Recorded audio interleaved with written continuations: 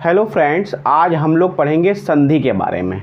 तो संधि पढ़ने से पहले थोड़ी बहुत चीज़ों के बारे में जानना ज़रूरी है। हिंदी व्याकरण की वो सारी चीज़ें जानना आपको बहुत ज़्यादा ज़रूरी है। क्या ज़रूरी है?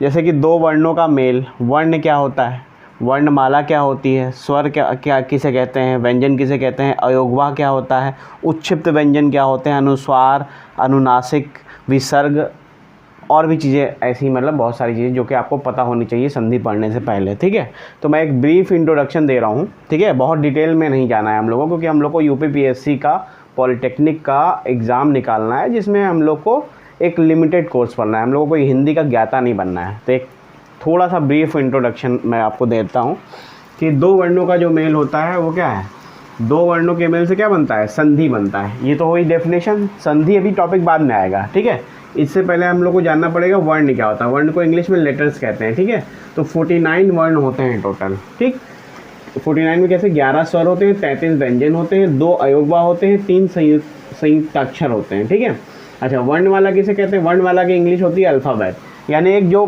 क्रमबद्ध, जो एक जैसे ABCD से लेके Z तक अगर लिखा है तो एक बड़े क्रम से लिखा हुआ है, तो वो उसे वर्णमाला कहते हैं। ठीक है, और उसमें से बीच में से हम जैसे XYZ या छोटा बड़ा या क ख ग घ उठा लेते हैं तो उसे हम वर्ण कहते हैं। ठीक है, एक पर्टिकुलर वर्ण को, मतलब वर्ण नहीं, एक पर्टिकुलर जो आप मतलब लेटर या वर्ण ही कह सकते हैं। ठीक है, ओके। तो क्या होते हैं स्वर? एक होता है स्वर होता है, एक होता है व्यंजन होता है, एक होता है अयोगवा, फिर होता है उच्छिप्त व्यंजन होते हैं। ठीक, स्वर किसे कहते हैं आपको पता है, छोटा से लेके आह तक को हम क्या कहते हैं, स्वर कहते हैं। ठीक है, इंग्लिश में जिसको वॉवेल्स कहते हैं। इंग्लिश वाला आपको पता है AEIOU, ये मिलता जुलता इंग्लिश ग्रामर से ही है। ठीक है, अब क्या है कि स्वर, ह्रस्व स्वर होता है, एक होता है दीर्घ स्वर, एक होता है प्लुत स्वर।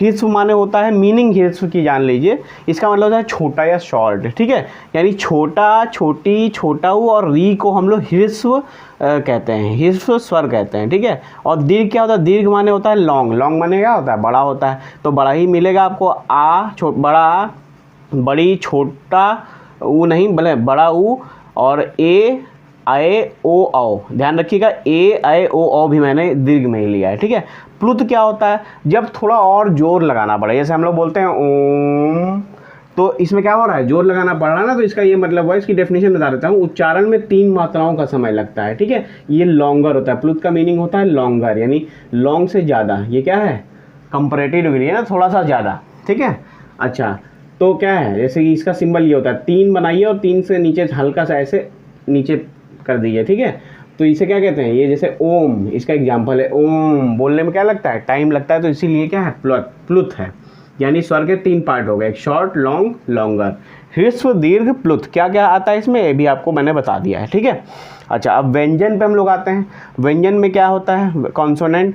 कॉन्सोनेंट्स किसे कहते हैं? क ख ग घ, है ना, और भी चीज़ें आती हैं। जैसे इंग्लिश में AEIOU को छोड़ के बाकी सब क्या होते हैं, कॉन्सोनेंट होते हैं, या हिंदी में व्यंजन कहते हैं। तो उसी तरीके से छोटा से लेके आह तक को छोड़ के बाकी सब क्या होते हैं, व्यंजन होते हैं, कॉन्सोनेंट्स। ठीक है, पहला वाला क्या होता है, स्पर्श व्यंजन होता है। दूसरा होता है अंतस्थ व्यंजन, जिसको सेमी कहते हैं। ठीक है, ऊष्म व्यंजन।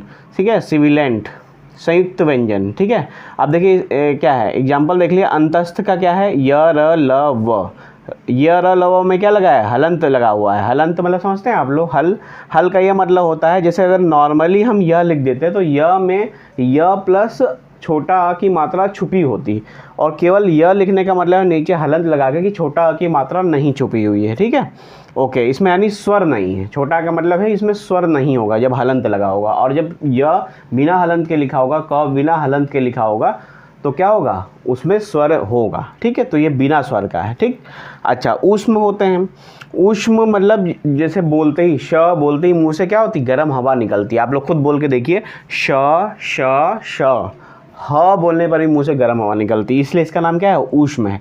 बाकी और डिटेल में पढ़ाऊंगा, लेकिन फिलहाल आप इतना ही जानिए। संयुक्त को जॉइंट कहते हैं इंग्लिश में। संयुक्त व्यंजन कौन से होते हैं, छत्रंग्या। ठीक है, देखिए नीचे हलंत लगा है, इसका मतलब स्वर इसमें नहीं आना है। ठीक है, अब जैसे छत जो होता है, क्षत्रिय वाला छ होता है, उसमें क और पेट फड़ुआ छ क्या होता है, स छुपा होता है, यानी इनका क और श छुपा रहता है। त्र में क्या होता है, त्रिआयामी वाला त्र क्या है, त और र छुपा होता है इसमें, और ज्ञ में ज प्लस इया छुपा रहता है। ठीक है, इतना बस जानना जरूरी है। और देखिए एक और इसमें भी श्री वाला श्रीमान वाला श्र में सलजम वाला श और र का मतलब क्या होता है, अंदर जोड़ होता है, ठीक है। और एक श्रृंगार लिखने के लिए ऐसे लिखते हैं, नीचे ये लगा देते हैं, ठीक है। इसमें क्या होता है, श होता है सलजम वाला और री होता है इस वाले में, ठीक है। बात समझ में आई। फिर होता है अयोगवाह। अयोगवाह क्या होता है, इसकी मीनिंग होती है आफ्टर साउंड। क्या होता है अयोगवाह, पता है आपको भी, बस आप लोगों को नाम नहीं पता था, ठीक है। क्या है, अंग की मात्रा जो होती है और क्या होता है, जो चंद्र बिंदु होता है, चंद्र लगा के उसके ऊपर बिंदु लगा देना, और जो कॉलन होता है, कॉलन मतलब विसर्ग जो होता है, ठीक है। इन तीनों को क्या कहते हैं, अयोगवाह कहते हैं। इन तीनों के भी नाम हैं, क्या नाम है, अनुस्वार, नेज़ल, नाक से निकलता है ना इसलिए नेज़ल। क्या है, अंग क्या है, अंग जब बोलते हैं तो नाक से लगता है, नाक का यूज़ कर रहे हैं, तो इसीलिए इसका नाम क्या है, नेज़ल है इंग्लिश में। हिंदी में अनुस्वार कहते हैं इसको, ठीक है, अंग की मात्रा को। ओके, अनुनासिक क्या होता है, सेमी नेज़ल, ठीक है, आधा बोलना, ठीक है, नाक से आधा बोलना, अनुनासिक।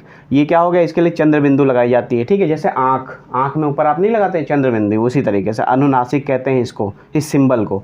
विसर्ग क्या होता है, कॉलन। कॉलन आप लोग इंग्लिश वाला जानते हैं ना, 2 डॉट्स लगा देना वर्टिकली, तो इसे क्या कहते हैं हम लोग, विसर्ग कहते हैं, ठीक है। क्या है, उच्छिप्त। देखिए उच्छिप्त व्यंजन क्या होते हैं, जैसे पढ़ना, पढ़ने वाला क्या हो गया, ड़, ये उसे उच्छिप्त व्यंजन कहते हैं। और क्या होता है, ये होता है लड़ना, लड़ना वाला, ड लगा के नीचे बिंदी लगा देना है, ठीक है, और ढ लगा के नीचे बिंदी लगा देना, इसे क्या कहते हैं, उक्षिप्त व्यंजन कहते हैं, ठीक है। ये सब आपने जान लिया। संधि पर अभी आएंगे हम लोग, नेक्स्ट वीडियो पे आएंगे, ठीक है। थोड़े और इसी में हम लोग संधि पे जाने से पहले थोड़े हम लोग शुद्ध वर्तनी भी कर लेते हैं। जैसे कि आप देखिए इसमें प्रदर्शनी कैसे लिखा जाता है, मैंने इसमें सारे शुद्ध वाले लिखे हैं, ठीक है। इसके अलावा कहीं भी कुछ भी लिखा है, कोई भी मात्रा लगा के, वो गलत होगा, ठीक है। तो मैंने गलत वाला लिखा ही नहीं जानबूझ के, तो आप बस इसे नोट कर लीजिए। जैसे प्रदर्शनी, प्रदर्शनी में क्या है, श के ऊपर र की रेत लगी हुई है, प्रदर्शनी ऐसे लिखते हैं। अंतर ध्यान ऐसे लिखा जाता है, य के ऊपर लगा रहता है सिंबल। आद्र ऐसे लिखा जाता है, कहीं आद्र लिखा हो और ऊपर ये ना लगा हो तो क्या होगा, वो गलत होगा। मनः कामना, ठीक है, ऐसे लिखते हैं। सन्यासी में बिंदी भी लगती है अंक की, आधा ना भी होता है सन्यासी। श्रीमन ऐसे लिखते हैं, ठीक है, श्रीमन में न में नीचे हलंत लगा हुआ है। गुप्त या रहस्य, या तो गुप्त जहाँ लिखेंगे वहाँ रहस्य का नहीं यूज़ करेंगे, और जहाँ रहस्य यूज़ करेंगे वहाँ गुप्त का यूज़ नहीं करेंगे, क्योंकि दोनों एक क्या है, सिमिलर मीनिंग है, सिनोनिम है। अच्छा, पूजनीय ऐसे लिखा जाता है। और क्या है, आशीर्वाद ऐसे लिखा जाता है, देख लीजिए आप। पैतृक देखिए कैसे लिखते हैं हम लोग, पैतृक। अधीन लिखा जाता है, आधीन नहीं होता, अधीन होता है। यद्यपि ऐसे लिखते हैं। शताब्दी ऐसे लिखा जाता है। कवयित्री होता है, ठीक है, ऐसे लिखा जाता है। कनिष्ठ होता है और यथेष्ट होता है। अंत्याक्षरी होता है। ज्योत्सना ऐसे लिखते हैं, देखिए आधा त आधा स। अनधिकृत होता है, ठीक है। उज्ज्वल, देखिए उज्ज्वल बहुत ज़्यादा एग्जाम में पूछा जाता है, दोनों आधा ज होते हैं, उज्ज्वल। व्यावसायिक होता है, व्यवसायिक नहीं होता, ये सब सही वाले लिखा है मैंने। ऊंचाई ऐसे लिखते हैं। तिलांजलि ऐसे लिखते हैं। आगामी ऐसे लिखते हैं। पारलौकिक, कुमुदिनी, महान, गृहीत, जागृत ऐसे लिखा जाता है। औद्योगिक, कालिदास, छोटी की मात्रा होती है कालिदास में, हम लोग बड़ी की मात्रा कई लोग लगा देते हैं गलती से, ठीक है। संपत्ति, आजीविका, साप्ताहिक, वरिष्ठ, विरहिणी, वधू, ठीक है, तात्कालिक मैंने बोल दिया है। कृत्रिम, अहल्या लिखाते हैं, कई लोग अहिल्या लिखते हैं, लेकिन अहल्या सही है। घनिष्ठ होता है, ठीक है। द्वारिका, द्वारिकाधीश नहीं बोला जाता है, द्वारका होता है, द्वारिका नहीं होता है, वो गलत होता है, ये द्वारका मैंने सही लिखा है, ठीक है। अतिथि, ठीक है, ये देखिए प्रामाणिक होता है, प्रामाणिक नहीं होता है, प्रामाणिक होता है। परस्पर, एक दूसरे, यानी यहाँ परस्पर लिखेंगे वहाँ एक दूसरे नहीं लिखेंगे, और जहाँ एक दूसरे लिखेंगे वहाँ परस्पर नहीं लिखेंगे, मतलब दोनों क्या हैं, सिनोनिम्स हैं एक दूसरे के। श्रृंगार को ऐसे लिखते हैं, ठीक है। विशिष्ट को ऐसे लिखा जाता है, ठीक है। इस तरीके से ये क्या है, शुद्ध वर्तनी वाले केवल शुद्ध शब्दों को ही मैंने लिखा है, ठीक है। नेक्स्ट वीडियो में हम लोग क्या करेंगे, संधि पर डायरेक्ट हम लोग आ जाएंगे, संधि वाला मैं आपको चैप्टर पढ़ाऊंगा, ठीक है। थैंक यू तब तक के लिए।